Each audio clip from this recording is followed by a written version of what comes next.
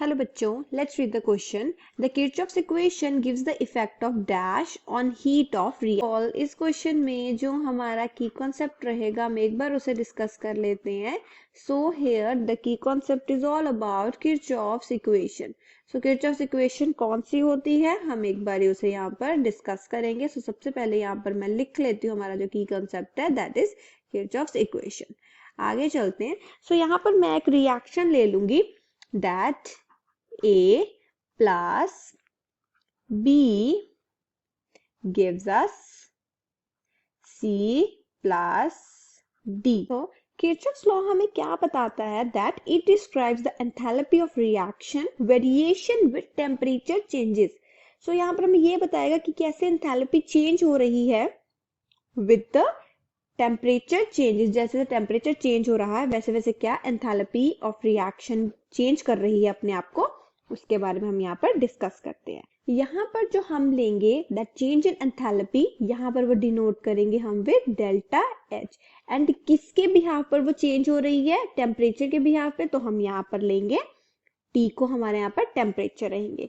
Clear. सो यहाँ पर आ गई हमारी ये रिएक्शन एंड ये रिएक्शन किसके बराबर है, it is equals to delta CP.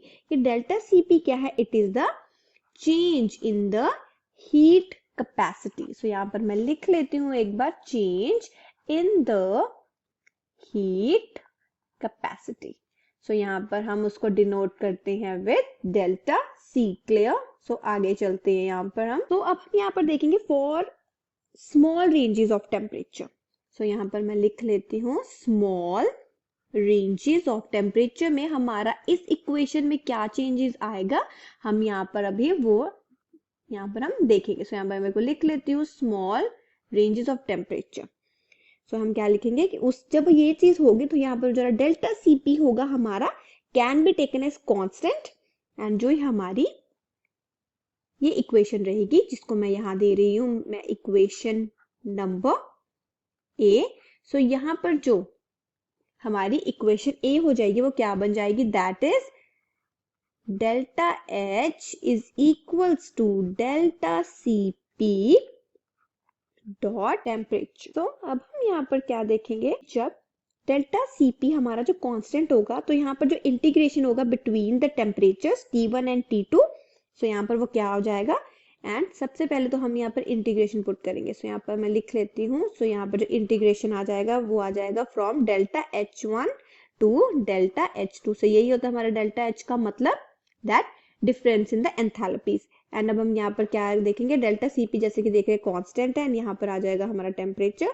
सो यहाँ पर भी क्या आ जाएगा T1 एंड T2.